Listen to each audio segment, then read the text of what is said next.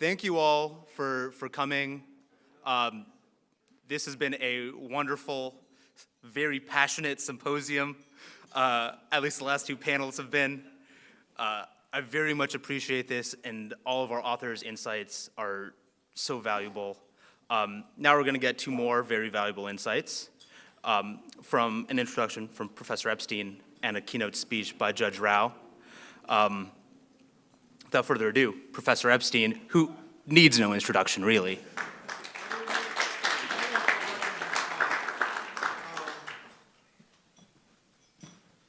It's my very great pleasure to introduce my good friend and longtime companion, Neomi Rao. There's a formal biography about her that is out there, which shows a relentless career of distinction, starting at the University of Chicago. But our association dates back far before that. The first time I'd actually heard seriously about Neomi was when she monitored my daughter working at the Institute for Justice in the summer of 1997 and led her down the path which had a great deal of influence on her future career. And one of the things that I prize enormously in anybody and everybody whom I see is whether or not they are very good at mentoring the people who are beneath them to make sure that they can realize their potentials.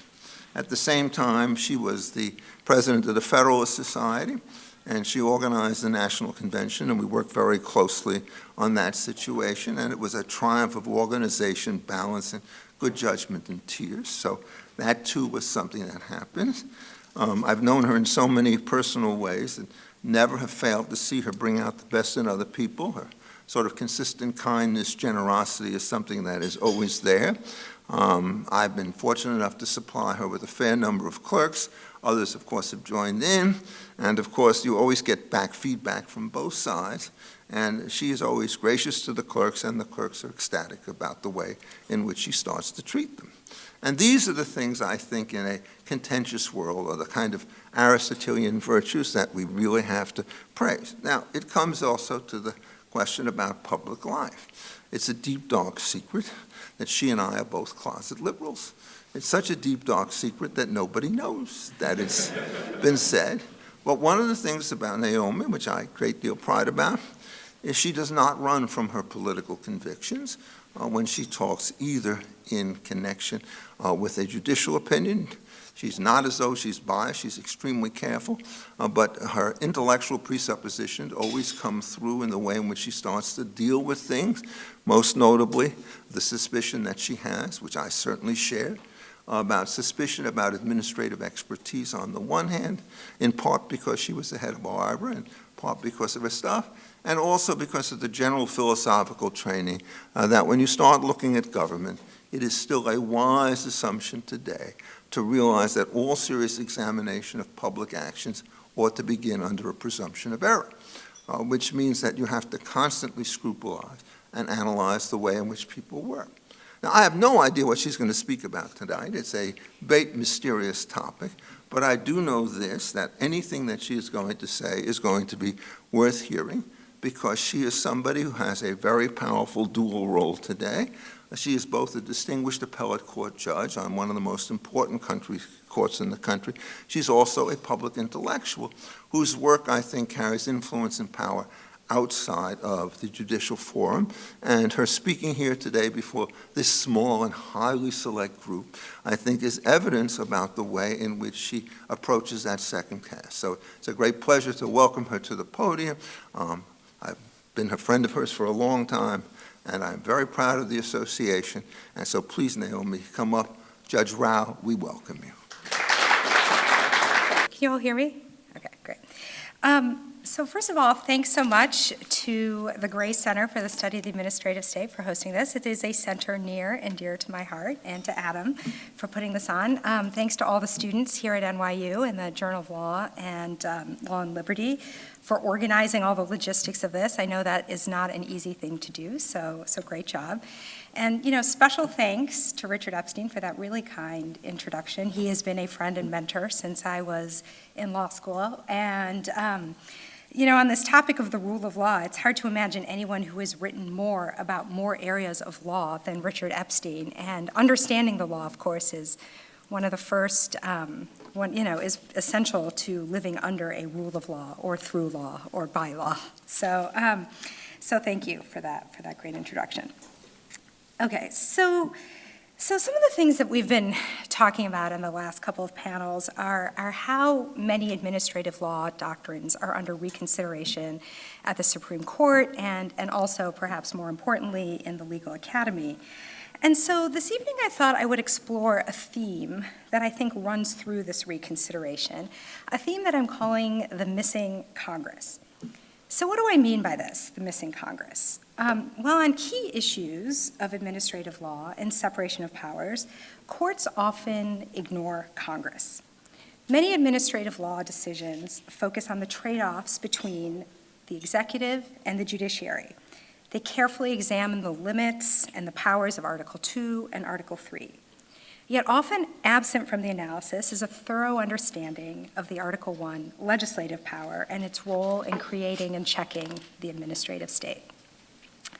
Now, I think this is a problem because the administrative state is, of course, a part of the federal government, and the Constitution vests the powers of the federal government in 3 distinct departments, not just 2, and, well, certainly not 4. So understanding the separation of powers in the administrative state requires considering all 3 branches of our government. Focusing only on the executives and the courts will inevitably distort decision-making and skew judicial doctrines away from the proper allocation of constitutional powers. So I understand that this topic is vast and the time before dinner is short, so I'm going to try not to be very long, and I'm going to focus on a few points. So first, I'll offer a few thoughts on why Congress has gone missing in judicial doctrines. And then second, I'll provide a few examples of what I mean by the missing Congress and how it's distorted administrative law decisions. And finally, I'll share a few preliminary thoughts about what courts might do to bring Congress back. So why has Congress gone missing? Well, when thinking about the Constitution's structure of separated powers, everyone agrees, at least in theory, that there must be an appropriate balance between the legislative, executive, and judicial powers. So really there is a question, why has Congress gone missing from so many important judicial doctrines? Why is there so little consideration of what properly falls within the legislative power? So let me suggest a few possibilities. First, in the New Deal era, the Supreme Court largely abandoned enforcement of the non-delegation principle. The question, what is the proper content and scope of the legislative power, is a question that is most likely to be answered when considering if legislative power was improperly delegated. Knowing whether Congress has delegated legislative power to the executive requires knowing what the legislative power is. With non-delegation challenges effectively off the table, courts rarely have a reason to articulate the meaning of the legislative power as such. Now, courts do regularly assess whether Congress has acted within one of its enumerated constitutional powers, but the meaning of the legislative power is not coextensive with the enumerated powers. For instance, a Commerce Clause challenge requires a court to consider whether Congress has in fact regulated interstate commerce. But this inquiry does not require unpacking the meaning of the legislative power itself. Another reason Congress is missing relates to the type of administrative challenges that courts usually hear. Courts regularly analyze what properly belongs to courts and what properly belongs to agencies under the Administrative Procedures Act and the Constitution. Such decisions involve a careful consideration of the executive and judicial powers. For example, what standard of review should a court apply when reviewing agency decisions? Should the standards be different for legal determinations than for discretionary policy choices? To what extent should courts defer to agency interpretations? What jurisdictional limits are relevant? In answering these questions, the Supreme Court and the D.C. Circuit have, since the 70s, oscillated between robust judicial review and deference to agencies.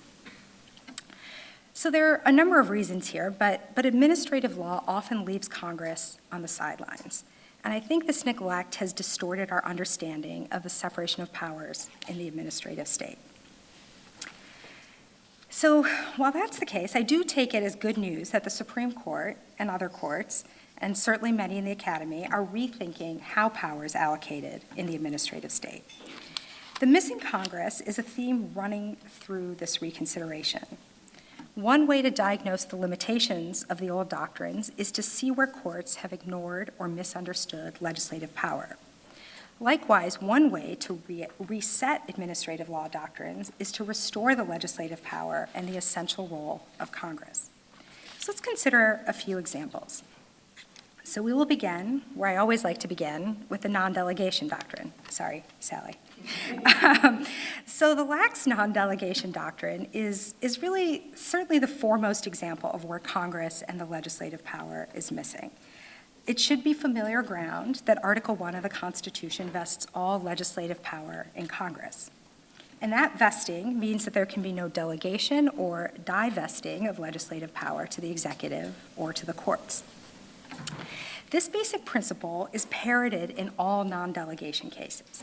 Right? So even when the Supreme Court permits wide-open delegations of lawmaking power to the executive, it recognizes the fundamental rule that there can be no delegation of legislative power. So the rule is obviously correct, but it's had little purchase, in part because there's no corresponding concept of what the legislative power is or why this power is vested exclusively in Congress. For nearly a century, the intelligible principle test has been the benchmark for whether there's been an improper delegation. But the intelligible principle test has numerous infirmities, not least of which is that this loose doctrine has allowed for a massive and wholesale delegation of regulatory power to the executive, power to reshape the economic, social, and personal choices of Americans. So of course that is a problem. But there's also a fundamental conceptual problem, or at least one. The intelligible principle test does not require courts to evaluate what type of power is legislative and therefore cannot be delegated or divested from Congress. Rather, the test focuses on a kind of practical question, something like, did Congress say enough so that an agency can fill in the details? Whether there's an intelligible principle tells us very little about the dividing line between legislative and executive power. So one problem with the non-delegation line of cases is glossing over Congress's legislative power, and one solution is carefully considering the content and scope of that power. So Justices Thomas, Alito, and Gorsuch have explicitly called for abandoning the old test. And in doing so, they have looked to identify the original meaning of the legislative power. Justice Thomas has proposed, for instance, that legislative power means formulating generally applicable rules of private conduct. And Justice Gorsuch has said it is the power to prescribe the rules by which the duties and rights of every citizen are to be regulated. The boundaries of the legislative power become clearer also by contrast to the executive power, which often involves fact-finding or the enforcement and application of a rule. There's already been a lot of talk today about West Virginia v. EPA. And there, the Supreme Court obviously reiterated and further fleshed out the so-called major questions doctrine. Agencies cannot decide major questions without an affirmative and clear grant of authority from Congress. This approach may be a step in the direction of thinking about the legislative power, even if it's only a partial step with respect to non-delegation principles. And it is perhaps unsurprising that the court has not coalesced around a fixed meaning of the legislative power. Like the executive power and the judicial power, its meaning may well remain contested in particular cases. As James Madison acknowledged, discerning the boundaries between the legislative, executive, and judicial powers is enough to puzzle the greatest adepts in political science. Nonetheless, the court has at least started asking the right question about what is properly within the legislative power that is vested exclusively with Congress. Another area in which Congress is missing is the deference that courts give to agencies. Because the non-delegation principle has largely operated in judicial decisions as a slogan rather than a constraint, courts often gloss over the meaning of legislative power and have instead created an elaborate matrix of deference doctrines.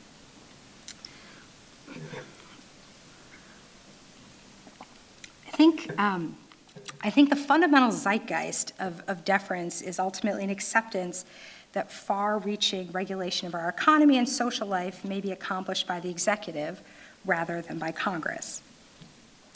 And so deference doctrines raise a range of constitutional concerns, including, of course, that deference to agencies abdicates the judicial duty to say what the law is.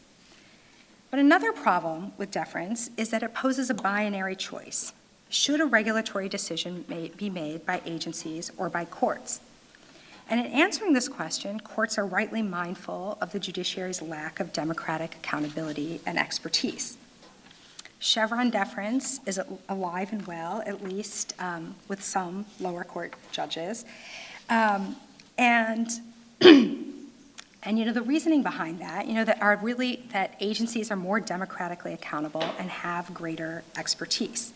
And since courts have neither of these advantages, they should not be administering the government from the bench. But of course, some administrative actions cannot be made by agencies or by courts. Rather, they instead require some further grant of authority from Congress. Yet the deference doctrines take little account of the legislative power. To the extent Congress makes an appearance in the deference framework, it's not to consider the nature of legislative power, but instead to take a guess at legislative intent. So for instance, when a statute is silent or ambiguous, courts assume that Congress intended to confer regulatory authority on the executive branch. Unsure of what Congress actually did, if it in fact did anything on the particular question, the courts will sometimes attribute what seems like a reasonable intention or purpose. Such legislative intent is largely recognized as a fiction, but it's often the touchstone of administrative law cases like Chevron, Meade, City of Arlington, and Kaiser. But I hope it's obvious that legislative intent is not the same thing as the legislative power. Rather, intent is a heuristic for courts to explain why they are allocating authority to the executive rather than to the courts. But when a statute is entirely silent about a particular question, there's arguably been no authority given to courts or to agencies. When Congress has said nothing, that silence doesn't create authority for executive branch agencies to act. In effect, the deference doctrines allow courts to claim a kind of modesty while transferring power to agencies. So Congress is missing in deference doctrines, and bringing in the legislative power, thinking about the legislative power, would eliminate the false dichotomy between courts and agencies. It would help to restore courts to their proper role and to ensure that agencies exercise executive and not legislative power. So in addition to non-delegation and deference, there are a number of other examples, I think, of where Congress has gone missing. And so I'll just mention a few of them. So consider standing. So standing is emphatically about separation of powers. Much of the Lujan framework that was set forth by Justice Scalia focuses on the trade-offs between Article 3 and Article 2. And recently, the Supreme Court relied on this framework in TransUnion versus Ramirez. Writing for the majority, Justice Kavanaugh considered what type of injury is sufficient for Article 3 jurisdiction. He explained that even when Congress enacts legal restrictions and causes of action, that may not be sufficient because an injury in law is not an injury in fact. This traditional Lujan framework may well leave Congress behind. In TransUnion, Justice Thomas dissented and explained that Congress may create new rights, and that the violation of those rights can give rise to a private injury that may be vindicated in the federal courts. He maintained that an injury in law to a private right is enough to create an Article 3 case or controversy. Justice Thomas observed that in the name of protecting the separation of powers, this court has relieved the legislature of its power to create and define rights. The traditional standing inquiry focuses on the trade-offs between Article 3 and Article 2, but identifying the proper jurisdiction of the federal courts also requires considering the scope and limits of the Article 1 legislative power. Congress is also missing in some debates about technical administrative law doctrines, and here I'll be very brief. But in Vermont Yankee, the Supreme Court said courts cannot impose limits on agencies that go beyond what Congress required. Nonetheless, courts often do just that.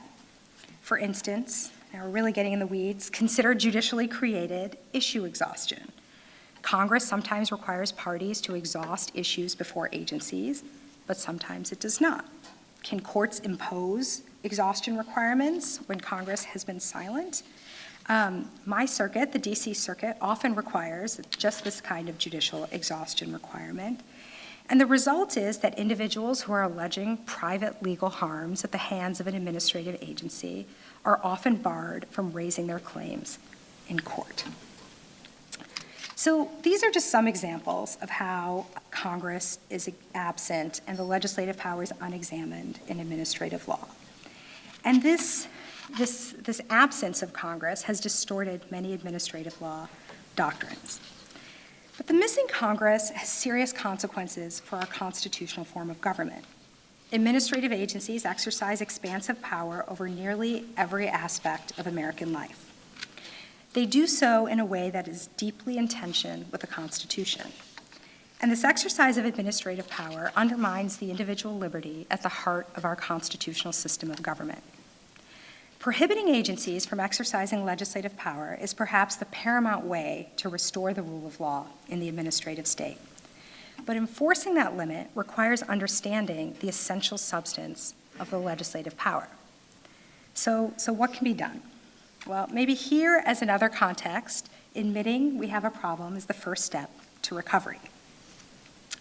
Challenges to administrative overreach cannot be resolved by considering only the executive and judicial powers. We must identify the proper allocation of power across all three branches of the federal government. Bringing Congress back requires identifying the meaning of the Article I legislative power.